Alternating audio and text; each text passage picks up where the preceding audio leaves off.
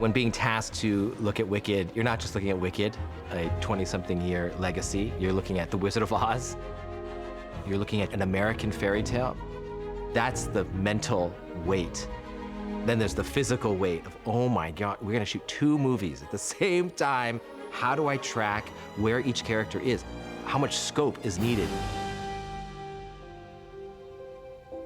Filming film 1 and Wicked for Good together presented some challenges. Jon made sure that we weren't diving from one straight into the other. We sort of made our way through a lot of 1, so we had enough of that information in our systems to get into 2. If we were to film Defying Gravity, I knew what it felt like to do No Good Deed, because those are the mirror of each other. 2 camera setup, one that counters you for the jump, and then one where you land on that second one. When it comes to conducting a space and the environment that Jon created for everyone, it starts from the top. I know that I will never be in an environment that was as loving, safe, thoughtful, kind. It starts with Jon. It starts with the tone he sets and the people he chooses to bring on. 3, 2, big breath, and hold it, and up, and dream will just begin. Nothing prepares you when something becomes a cultural phenomenon, as Wicked did. And I waited a very, very long time to make into a film. My path would intersect with Jon Chu, who became the captain of our ship and directed the films. The humanity that you'll find in this film, the joy, the passion, so much of that comes from his extraordinary inventiveness as a filmmaker. In the very beginning of production, we don't talk about shots. We talk about feeling and story. Every scene has a feeling that I need the audience to get, whether it's what they need to feel themselves or what they need to feel for the character. Whatever way to get there, to make that feeling, that's where we should be going. In my office, in order to keep everything straight, I had these giant boards, and each board had each scene from each movie.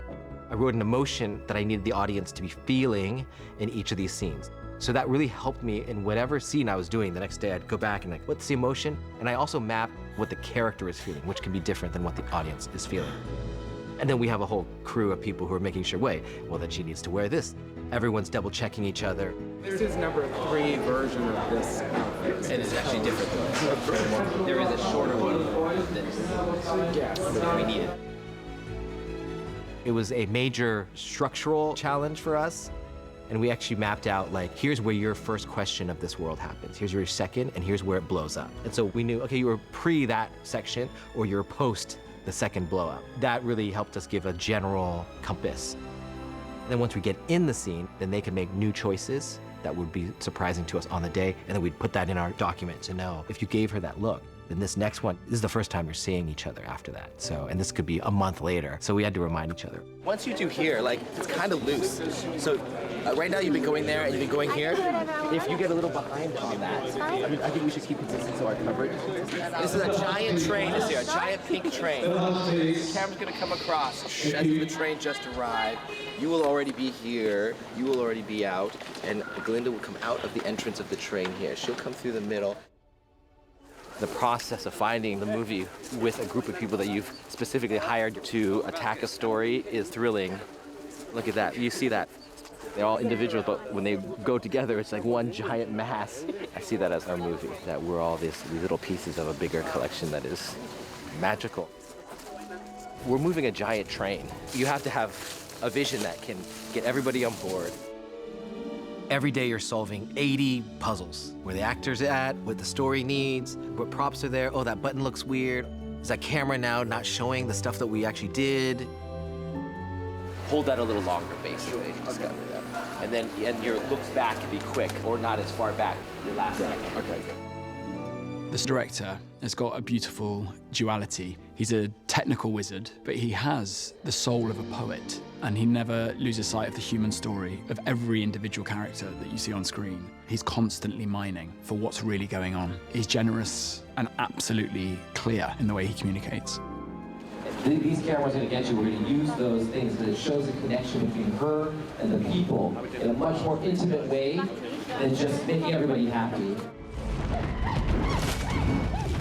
The physicality of doing this for 4 years, of trying to map out 2 movies at once, trying to deal with people's expectations, your own expectations of yourself. Every day is like a marathon. In Wicked for Good, you get to the guts of what Wicked is all about. And in my opinion, was the whole reason that you make Wicked in the first place. Maybe this is not just another fairy tale. Maybe fairy tales don't exist at all. And life is just a series of things that you have to conquer one by one. But if you just keep walking, you'll end up at the place that you need to be.